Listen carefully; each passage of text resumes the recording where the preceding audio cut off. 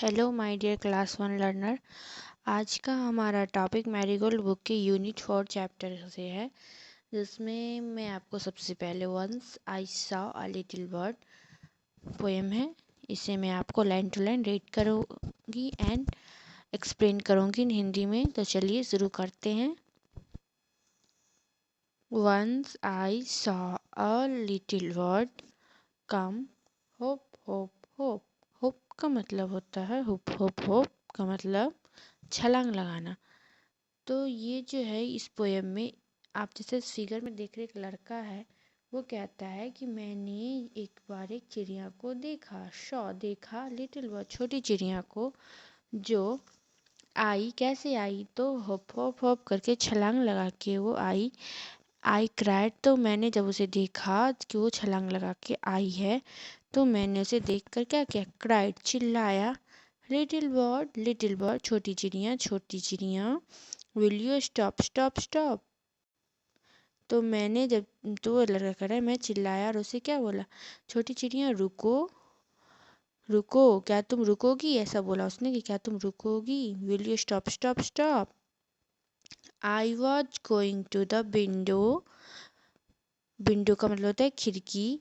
तो लड़का कह रहा है I was going to the window, मैं जो हूँ खिड़की के पास गया, टू शे कहने के लिए, हाउ डू यू डू कि तुम कैसी हो, उस चिड़िया को, वो जो लिटिल चिड़िया जो होप होप होप करके आई उसके कमरे तक, विंडो के पास छलांग लगा के। तो वो उसे देख करके वो लड़का कहता है जोर से, क्या तुम रुकोगी।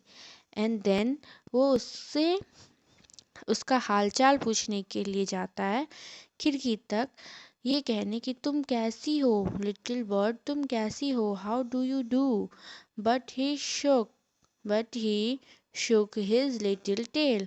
आगे पोएट कह रहे हैं कि but he shook his little tail। shook का मतलब होता है हिलना डुलना। तो वो जो लिटिल चिड़िया है वो अपने टेल मतलब पूंछ, छोटे छोटे जो उसको पूंछ है उसे हिलाती है। एंड अवे ही फ्लू, और वो वहाँ से उड़ जाती है। वो क्या करती है, जब वो लड़का जाता है खिड़की के पास उसका हाल चाल पूछने, तो वो चिड़िया जो है अपने पूंछ को हिलाते हुए वो आसमान में उड़ जाती है। And away he flu.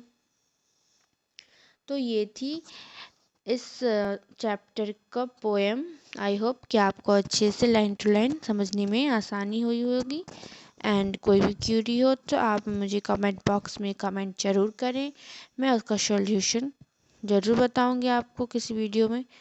तो चलिए अब इसी में स्टोरी भी पढ़नी है, तो वो भी मैं आपको पढ़ा देती हूँ।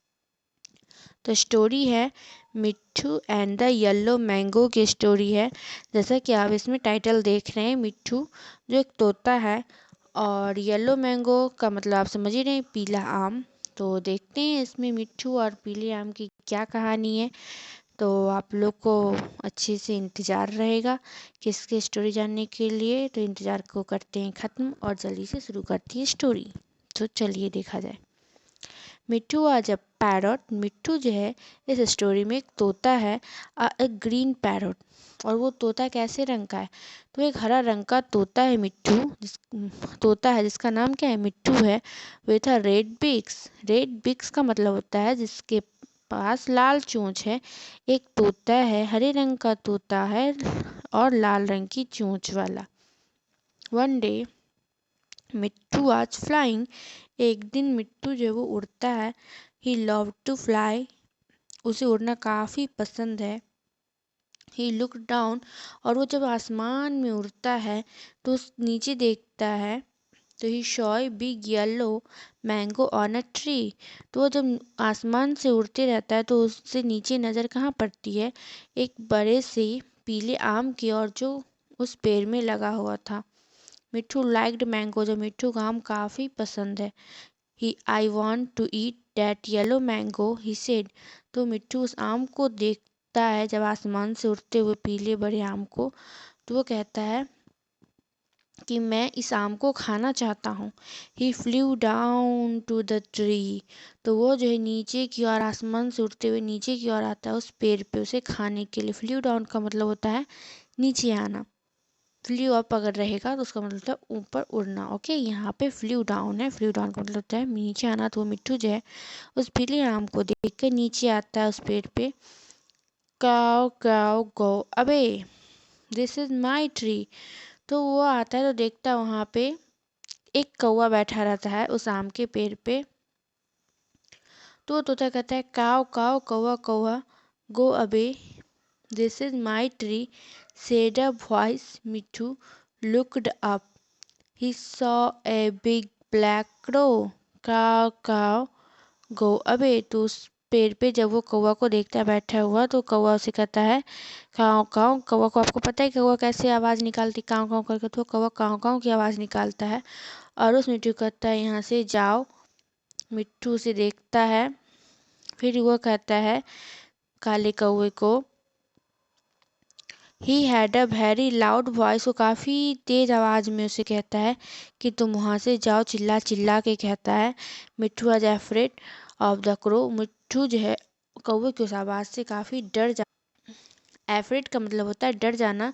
तो जब वो कौवा जो है उस मिट्ठू पर काफ़ी तेज़ चिल्लाता है, जोरों की आवाज़ से बोलता है काव काव कि तुम वहाँ से चले जाओ, गो अभी यहाँ से चले जाओ। तो मिट्टू जो उसकी इस आवाज़ को सुन के काफ़ी डर जाता है, अफ्रेड हो जाता है कौवे की उस आवाज़ को सुन के।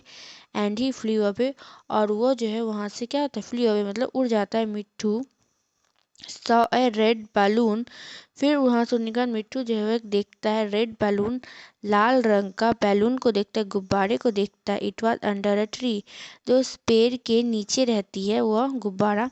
ही हैड एन आइडिया, तो उसके पास एक आइडिया, युक्ति आती है, आइडिया आता है उस मिट्टू के पास। He picked up the red balloon, और वो उस रेड बैलून को उठाता है। And he was carefully not to burst it, वह उसको रेड बैलून जो होते हैं उसे उठा के फिर से उड़ जाता है, आराम से उसे अपने चोंच में फंसा के उड़ जाता है, जैसा कि आप इस इमेज में देख रहे हैं।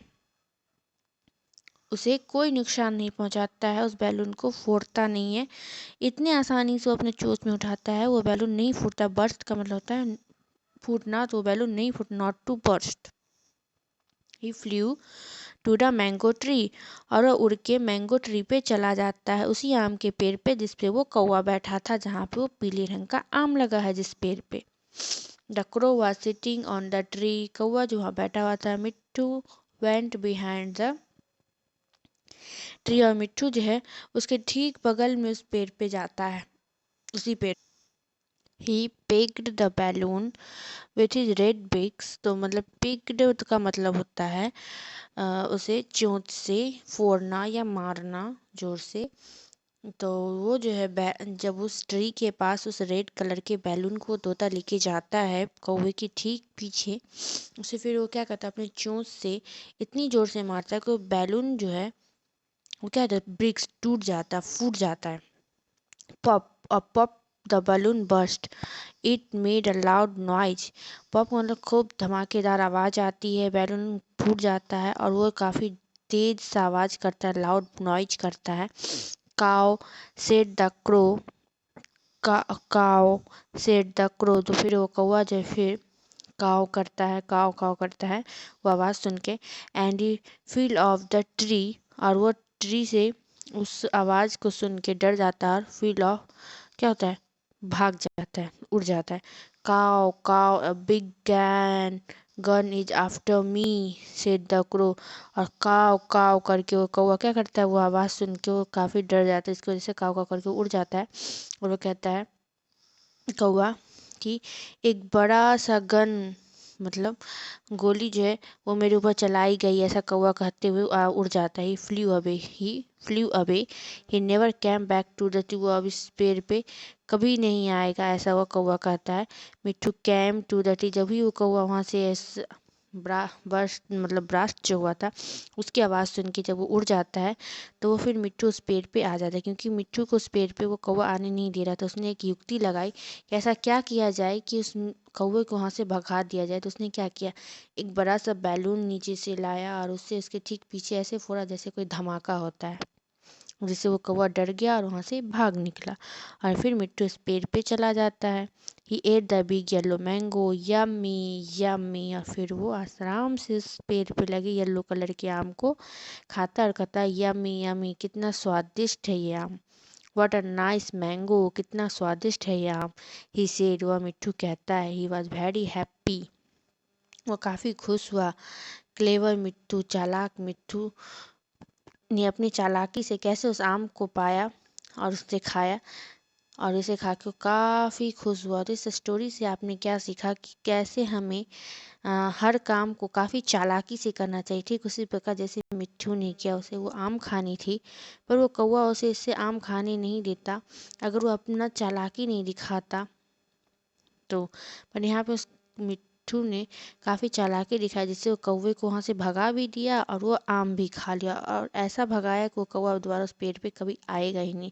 तो इस स्टोरी से हमें प्यारे लर्नर ये सीखना चाहिए कि हमें कोई भी काम काफ़ी बुद्धि के साथ और विवेक से करना चाहिए, जिससे हम हर काम कर सकते हैं आसानी से, चाहे वो काम कितना ही मुश्किल क्यों ना हो। ठीक है, तो आई होप आपको इस यूनिट की जो पोएम्स है वो भी अच्छे से समझ में आई होगी एंड ये स्टोरी भी।